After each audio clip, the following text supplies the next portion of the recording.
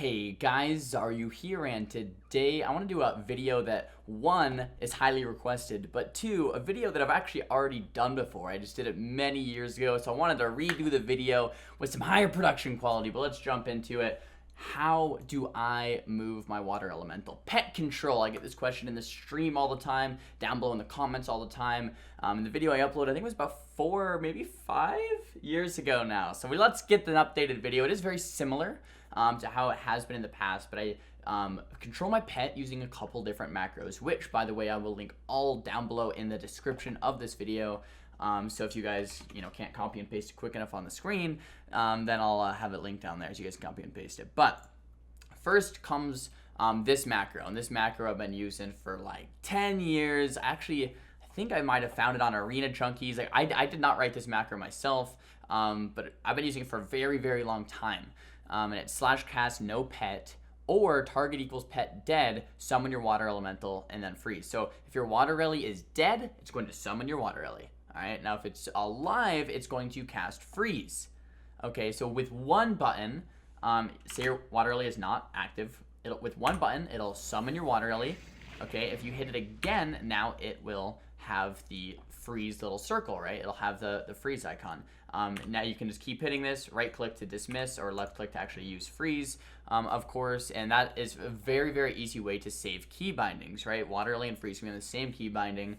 Of course, you're looking at the freeze here for the cooldown of freeze. You're not looking at the cooldown here. If you wanted to change that, you could change the tooltip from show water elemental to freeze, and then freeze would show here if you prefer it that way. And I think some people do. Or what you can actually do is remove this show tooltip water rally altogether. So it'll actually show freeze here when freeze is available, and then if freeze is on cooldown, you can dismiss your pet, then it'll show water rally, and then back to freeze. The reason I don't do this personally, even though it looks very nice, is because I want to see my cooldown on water rally even when freeze is up. So I see my water rally cooldown here, and then my freeze cooldown right here. So I can see them both at the same time.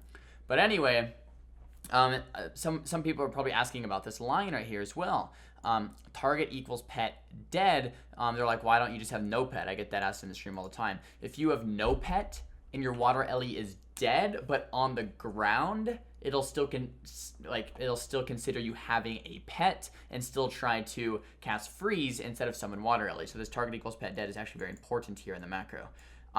Also in this macro, I have pet attack. So how do I make my pet attack? I hit, once again, this same macro. Now, if I want my pet to attack that lizard, I would just hit R. Once again, R. So now summons my water Ellie.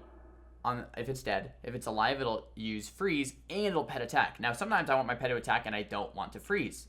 That's fine. I just right-click the freeze off and have my pet attack, and then boom, pet attacks whatever I want it to. I don't necessarily need to use my freeze just because it's bound to freeze, right? So that's kind of how I do it. So pet attack, pet summon, pet freeze in this single macro, very, very, very, very solid.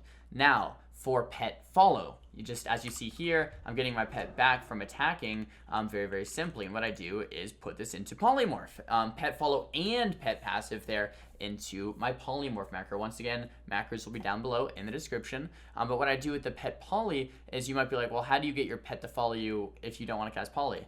Then I just don't cast poly, right? You can use pet passive in this poly macro even if you don't want to cast poly by just hitting the keybind. For me, it's hidden. It's a hidden keybind over here. But for me, it's scroll down is the key binding, so I could hit R for him to start attacking, and then scroll down for the key binding. That cast right here was polymorph, but you don't have to hit polymorph, right? You can hit polymorph you can hit this macro during a global cooldown, and it'll still bring your pet back as well. So say, your pet's attacking, you're in a global from rebuffing, boom, you bring your pet back by hitting the polymorph keybind, even though I never casted polymorph, okay? So it's bound in the polymorph for the pet passive, for the pet follow. So once again, pet attack, polymorph, pet follow, back and forth. That's how I have my pet passive and my pet attack bound. Now, for my pet move, and I don't use this very often, I use this maybe to try to eat a scatter trap, maybe if my pet is like low health and I want him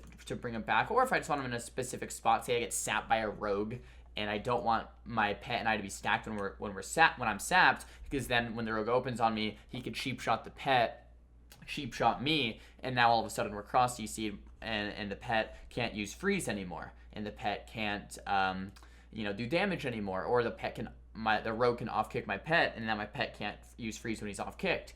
So it's actually nice when you get sat by a rogue to move your pet away. So anyway, that's how I do it, and I just bind that. If you go to escape, you go to key bindings. It's somewhere in here. Action bar, pet action button number 3, F3. I also have it bound to F4. Actually don't know why it is that. I don't think I really ever hit F4, but have it bound to F3, and just move things around very, very simply there. So once again, guys, pet follow brings my pet back to me, target something, pet attack, or makes it attack with that same R key binding.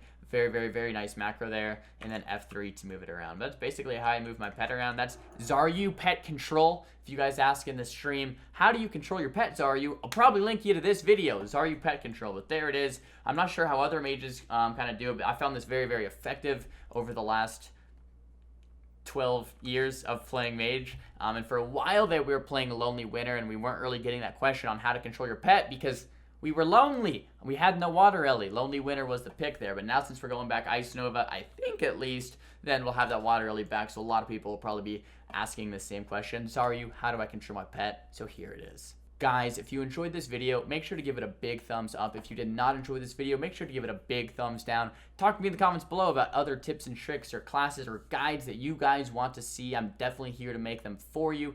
Don't forget to subscribe, and I'll see you guys in the next video. Peace.